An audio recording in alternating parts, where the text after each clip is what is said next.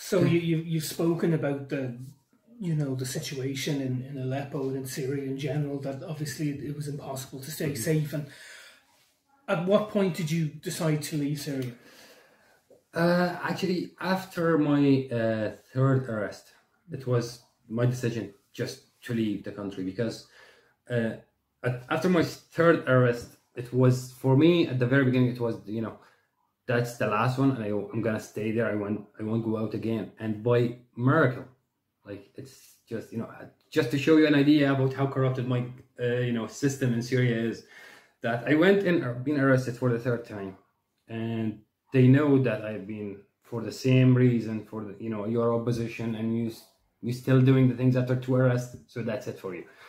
But the Minister of Justice, who came to Aleppo for whatever reason, they had many people who, like my father, who have sons and relatives in jail for the same reason. They went and do a small protest, peaceful protest, that we just want those people to be released. So they give him a list of names, and my name was the very bottom name. And they just say, look, if you can do anything on those names.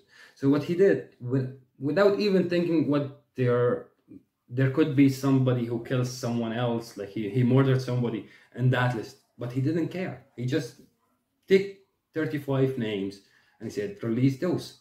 So the guy who came to me to release me at that day, he said, like, look, you're leaving now, but you're coming back tomorrow. Look, we release you because we can't just change the minister's decision. So you have to be released, but you're coming back tomorrow. Since that day, I said, look, that like any other time, it's going to be very, very bad. So it's just, I have a decision on that day to leave the country. And when the rebels came into the city, I tried to talk to them. They have no ability to talk to. Mm-hmm. Even with me, I am the person who was there inside the city knowing what's happening. And they just came and they just want to do whatever they want to do. So here I said, look, the revolution itself is just kind of finished for me. It's not my thing to have a weapon, fight my own army. Even they are killing our people, but then it's not the solution to fight them back, Mm-hmm. So I said, look, it's the end for me. I will leave the country for now, and I will see if. And you had a family to look after as well.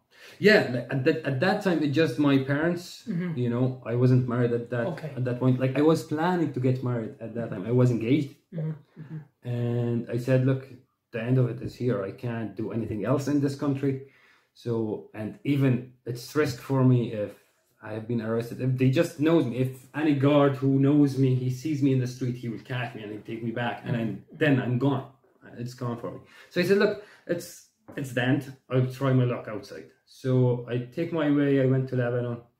It wasn't a really easy journey because you have to pass many checkpoints and all this kind of things. So you went to Lebanon first. Yeah, that was your first. Yeah, okay. my only the only place that I know the name of it outside of Syria was Lebanon. So I said, look, I'll go to Lebanon and see what happens. And how did you get there? I went to I decided to go. I went to the normal way. The normal bus. I know there was many risks, but that was the only way, because my city is in the north. So if you want to go in the back ways and illegally, mm-hmm. so it's gonna be much tougher than the normal way. I said, look, if I went there, I'll try to go. If I passed, that's it. If I didn't, it's the same. It's the same result if I stayed.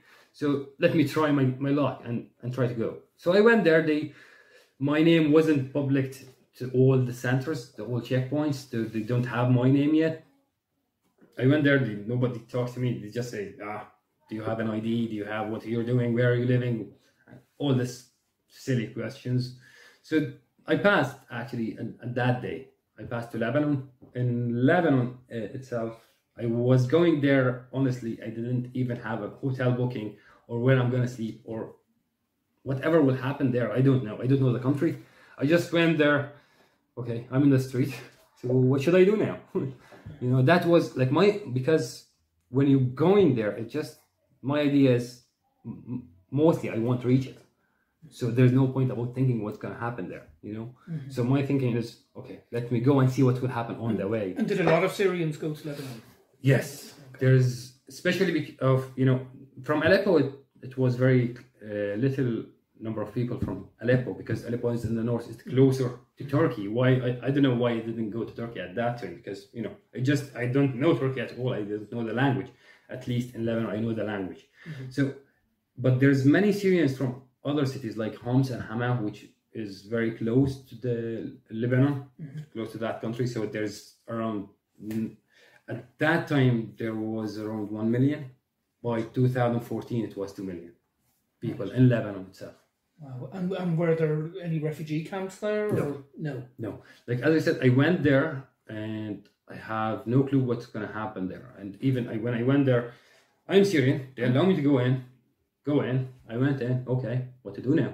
And were you alone?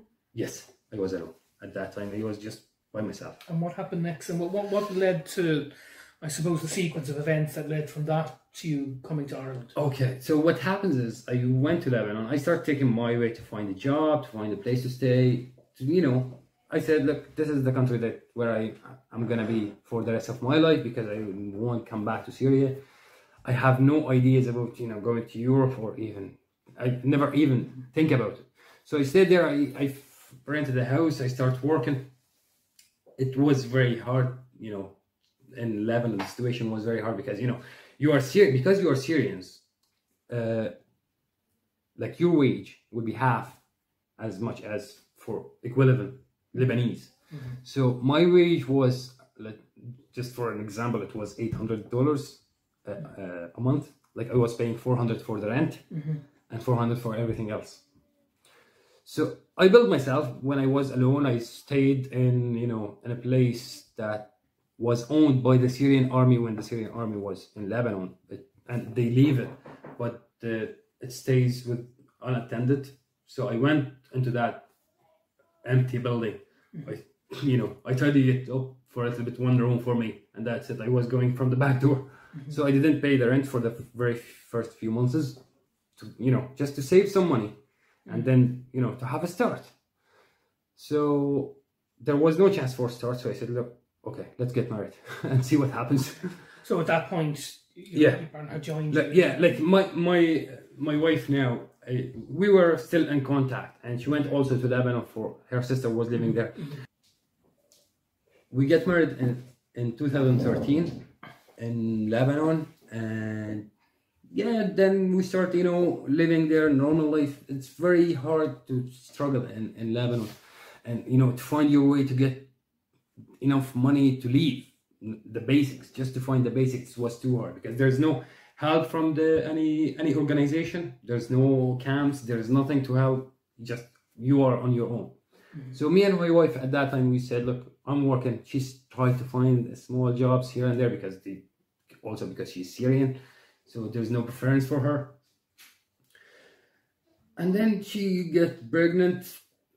Here was the shock for me. When she got pregnant, I was asking about, you know, the cost of, you know, the hospital, all these things, and they told me, like, for me it was, you know, a number that I can't even think about having it, you know. There's no support there. No. Like at the very beginning, I said, look, it's $2,000 at that day it costs, and I don't have the ability to take that cost. So one friend, he told me, like, look, why don't you go to the UN, the United Nations office? They actually offering 75% help for the Syrians in hospital costs. I said, oh, that's great. That's why not? So I went there. I registered with them. They asked me why you're registering. I said, look, clearly, I just here because my wife is pregnant. She wants to deliver. She needs a hospital, and that cost I can't afford it. So if you can help me with that, that's all.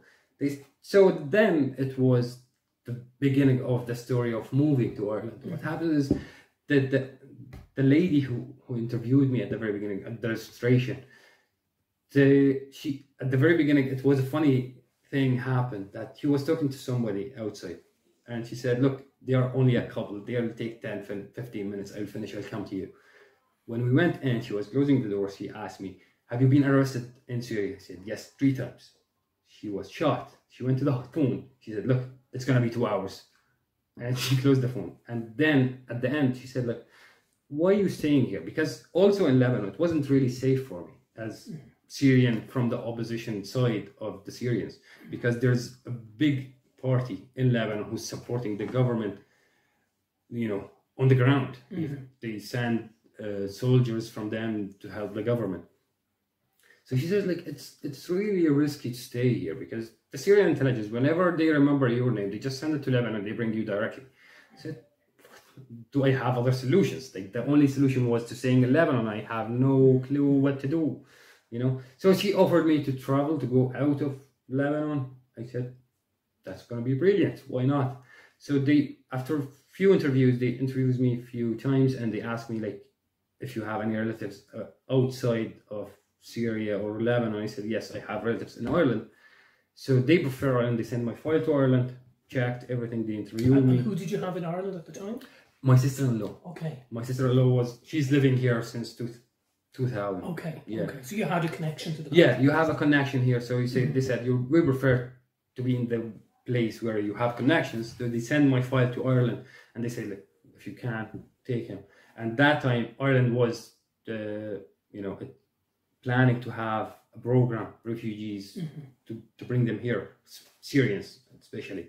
So yeah, they take me at that day. They interviews me, of course. And you'd never been to Ireland before then? No, I never even heard about the name. That's my next question was, did you know anything about Ireland beforehand? At all, nothing. Because, when I met my wife, she said, like, yeah, I have a sister. When you talk to somebody, she's saying, like, I have a sister living in Ireland. Okay, where is that country? She said, in Europe. Okay, I don't really know where is that country. Okay, so you no preconceptions or... No. Like, when they told me about, like, you're going to Ireland, like, of course I know, some few, I heard about the IRA, about the wars that happens in Ireland, the famine, all those things, but actually I don't really know where's Ireland.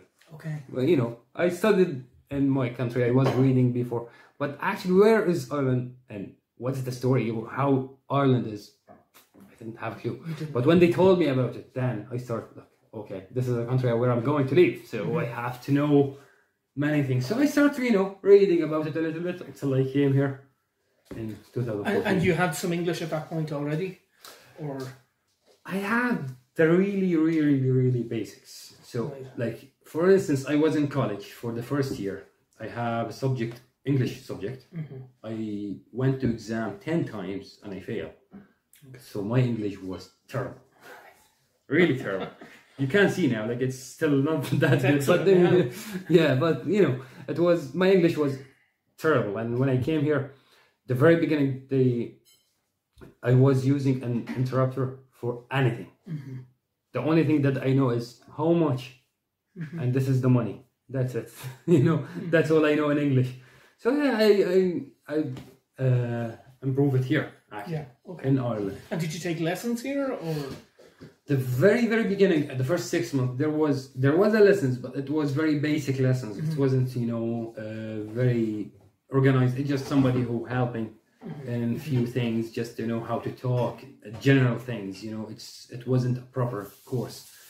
But then later on, when I moved from the camp, then there was a proper course for me. And just one more question on this before we move on to life in Ireland. Is it you have family in other parts of Europe as well? Isn't that right? Yes. Like, before I come here, I had only my sister-in-law who's living here, and I have a brother-in-law who's living in Belgium. But I don't know, the UN and that's a government decisions that they do it, that you have to go to Ireland because you have a full family. My brother-in-law, he's alone, he's not married, so they said, look, go to the family, don't go to this. So they sent my file to Ireland. But by now I have many more because in 2014 it's before the refugee wave that came to Europe, which came in 2015. That's where I have many people came to Europe that I know. My brother now is in Paris, in France, and I have a sister who's in Luxembourg. I have many friends in Germany, obviously. So your family and friends are kind of scattered around Europe. Exactly. And from that interview with the UN, how long did it take before you came to Ireland? The very big first, when I went to register, they give me the it's the process is just a ridiculous thing that you go to there, you apply for an interview to register. They give you the appointment. At that time, it was 2 months. Later on, it becomes more. So they give me after 2 months an interview. I went to the interview. She told me like, I will try to send you out of the country. After that, that was in September 2013, and I came to Ireland in September 2014. It takes 1 year.